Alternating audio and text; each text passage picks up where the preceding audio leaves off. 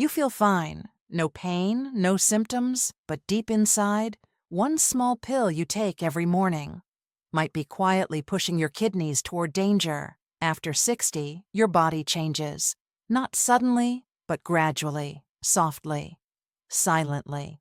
Your organs become more sensitive, your filters less efficient, and things that once seemed harmless can start to harm you without a sound. It's a shift most people never notice, but it matters more than you think. Vitamins. They're marketed as essential for energy, for immunity, for a long, healthy life. And for years, you believed them. Maybe you still do. But here's a question. Do those same benefits hold true after 60? When your kidneys aren't what they used to be? When your body doesn't flush things out the same way? The truth is, your kidneys right now are more vulnerable than you realize, and certain vitamins, especially in high doses, might quietly be doing more harm than good, especially when taken long-term or without proper guidance. Even the healthy habits can become risky when your body isn't the same. You may feel fine, your energy might be steady, but inside, your kidneys could be under silent stress. This isn't about fear, it's about understanding, about seeing the full picture. In today's video, we're going to talk about one common vitamin that many older adults take, and why that one might be damaging your kidneys without you knowing. We'll explore how it works, what the science says, and most importantly, how you can protect yourself confidently and safely. Let's begin by understanding how aging changes the way your body handles even the simplest nutrients, and why that change matters more than ever. The warning signs didn't come all at once. They crept in, slowly, quietly. And for Nancy Moore, 62, it began with something as simple as fatigue.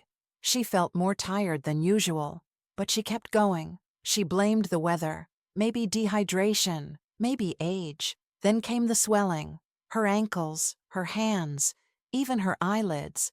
Still, she didn't worry. She kept walking each morning, ate what she always ate, and took the same supplements she'd trusted for years. One of them, a bright orange pill, labeled vitamin C, 1,000 milligrams.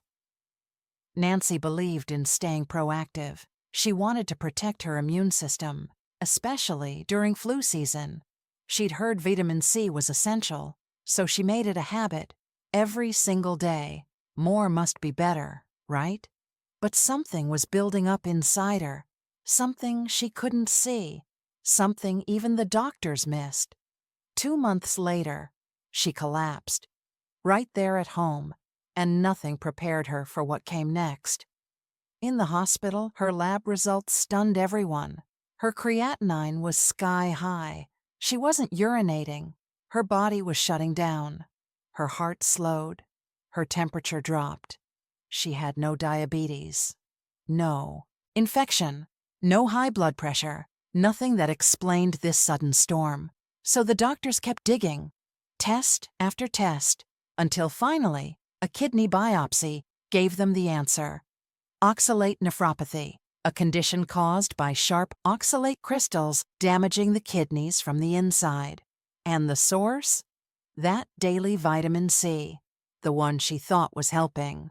You see, when the body breaks down high doses of vitamin C, it turns into oxalate, and if your kidneys can't filter it out fast enough, those crystals build up and start cutting into delicate tissues. Nancy's case was rare, but not unheard of. And more importantly, it was preventable. She didn't overdose. She didn't abuse her health.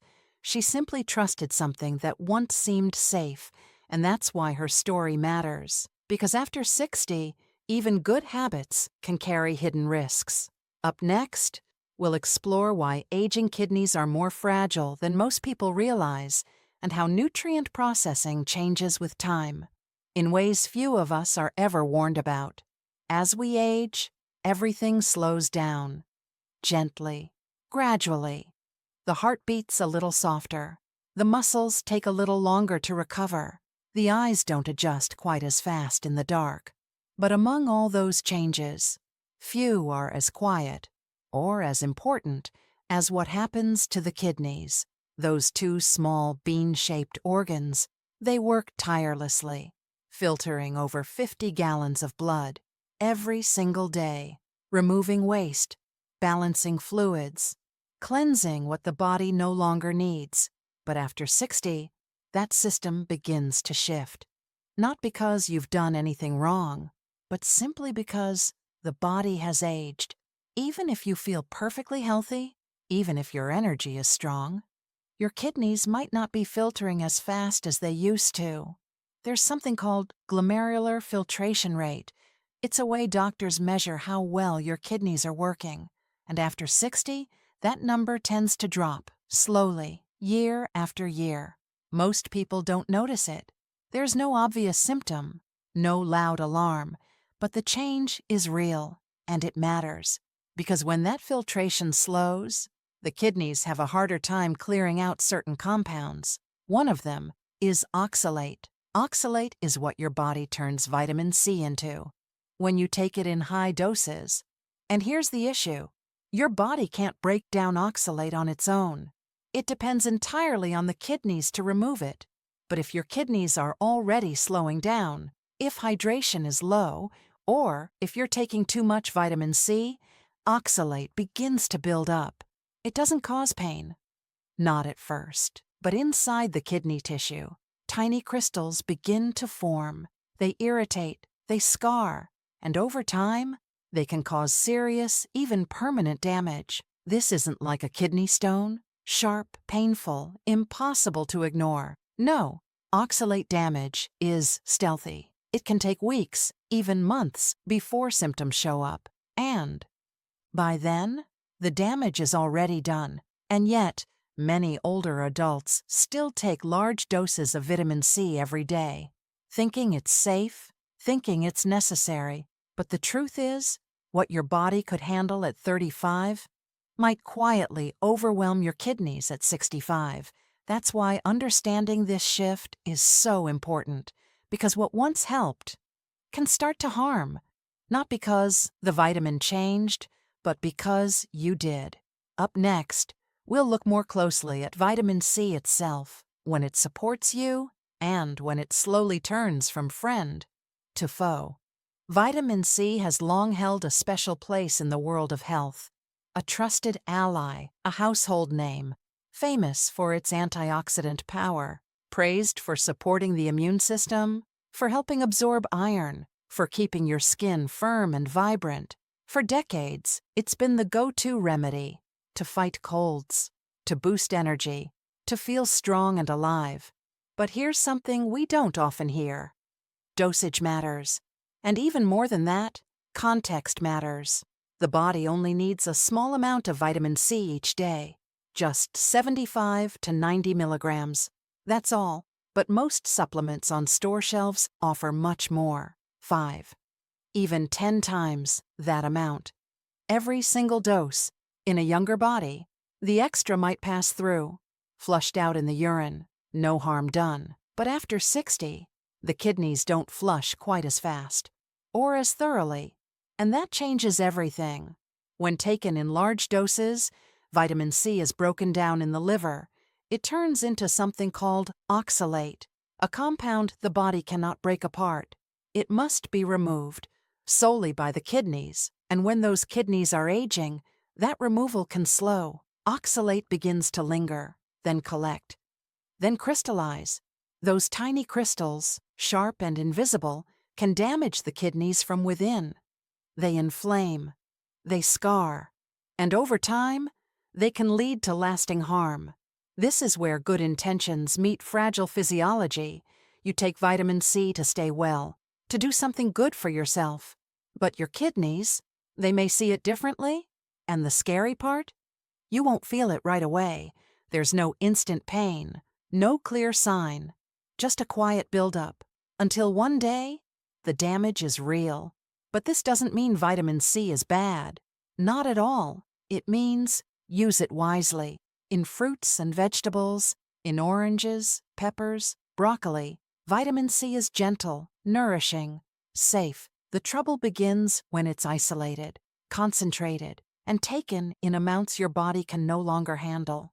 That's the line we must learn to see, not just what we take, but how much and why. Because in the end, that difference may be what protects your health, or unknowingly puts it at risk. Up next, we'll explore other vitamins that sound helpful on the surface, but may carry hidden risks when used without care, especially by kidneys that have quietly grown more fragile with age. Vitamin C often takes the spotlight, but it's not the only one. There are other vitamins that sound helpful, that feel like the right thing to do, but can quietly strain aging kidneys if used without care. Take vitamin D. It's important. It helps your bones stay strong, supports the immune system. It's part of countless routines, especially after 60. But here's what many don't realize. Vitamin D isn't flushed out easily. It's fat-soluble, which means once it's in your system, it tends to stay. And if you take too much, especially more than 2,000 units a day, it can raise calcium and phosphate levels. That might not sound like much, but inside your body it can lead to something serious. Too much calcium, too much phosphate, can cause hardening in your blood vessels, and in your kidneys, it can leave behind damage that's hard to reverse. Then there's vitamin B12, essential for nerves, for red blood cells. And yet, not all B12 is created equal. Many common supplements use a version called cyanocobalamin. It's synthetic, and it contains tiny traces of cyanide, safe for most. But if your kidneys are already slowing down, even small toxins can start to build up. Over time, that quiet buildup adds to the burden, and your kidneys, already working harder, may feel the strain. There is a better form, methylcobalamin, more natural, easier to process, gentler for aging systems. And vitamin E, another well-known name. People take it hoping to slow aging, to protect the heart, to fight free radicals. But in large doses, especially synthetic ones, vitamin E has been linked to problems, raised blood pressure, increased stroke risk, even harm to kidney tissues. Once again, it's not that these vitamins are bad, it's that the dose matters, the form matters, and most of all, your kidneys matter. Because after 60, the rules change. Your body isn't as forgiving. What once was safe may now be too much, and what began as a simple health habit can turn into a quiet source of harm. But there's good news. You don't have to give up nutrients. You just need to understand how to use them wisely. Up next, we'll explore practical strategies, simple ways to keep your kidneys safe while still giving your body the nourishment it needs. Supporting your kidneys doesn't mean avoiding all supplements. It simply means using them wisely. After 60, everything your body takes in needs to be more thoughtful, more personal, because what helped you before may not be what helps you now. The first step is to pay attention, to listen to your body, and to check in regularly. A simple blood test, a urine check once a year. These quiet screenings can show early signs of kidney stress, long before you ever feel anything. Ask your doctor to look at your creatinine, to check your filtration. Rate, to monitor your minerals, especially if you've ever had high blood pressure, or diabetes, or even a small history of kidney trouble. These numbers, they speak before symptoms do. The second step is to look at your bottles. What are you really taking? Does the label tell you what form of vitamin B12 it is? Is it the kind your kidneys can process gently? Or the kind that may leave behind traces your body no longer clears as well? Is that vitamin C capsule giving you 10 times more than you need every single day? These small details matter now, more than ever. Third, let food be your foundation. Fresh fruits, bright vegetables, legumes, lean proteins. These aren't just food, They're nature's multivitamin. They give your body nutrients. In balanced forms, it recognizes. They come with fiber, antioxidants, and healing compounds. Things no pill can fully copy. And don't forget water. Not just a glass here and there, but enough to help your kidneys flush gently, consistently. For most older adults, somewhere between 1.5 to 2 liters a day is a good start, unless your doctor tells you otherwise. It also helps to simplify. Many people, without meaning to, end up taking pills that overlap. A multivitamin, an energy booster, a bone supplement, an immune formula, all good intentions. But sometimes, too much of the same thing. And your kidneys, they feel the weight. That's why it's worth sitting down with a pharmacist or a dietitian to go over what you're really taking and why. And above all, be cautious of advice from strangers, from advertisements, from headlines that promise too much. What worked for someone else may not be right for you, especially now, when your body needs care, not pressure. Up next, let's return to the story we began with, to Nancy, and reflect on what changed for her and what we can learn from her journey. The story we heard earlier wasn't just about a crisis. It was about a turning point. And maybe it's the kind of moment we all need to pause for. The real question isn't, should I stop taking vitamins? It's deeper than that. It's gentler. It's wiser. It sounds more like, am I taking the right ones? In the right way? For where I am in life and what my kidneys can handle today? Because small changes can make a big difference. After her recovery, Nancy didn't swear off supplements. She didn't live in fear. She simply shifted. Now she works with her doctor. She checks her kidney health regularly. Her vitamins match her needs. Not old habits, not marketing. She no longer reaches for the highest dose on the shelf. Instead, she reaches for food. A little citrus, more leafy greens, fewer processed products, and smarter, lower oxalate choices. That change didn't just help her kidneys. It gave her back confidence. Her story reminds us of something important. You don't need a perfect plan. You need an aware one. Start simple. If you've collected bottles over the years, for bones, for energy, for sleep, for immunity, it might be time to look again, to ask, do I still need all of this? Do any of them repeat? Are they helping or quietly overlapping? A short chat with a pharmacist can bring a lot of clarity. Then, start asking better questions. Have your needs changed? Has your body changed? Are your kidneys still doing what they used to? These aren't questions of fear.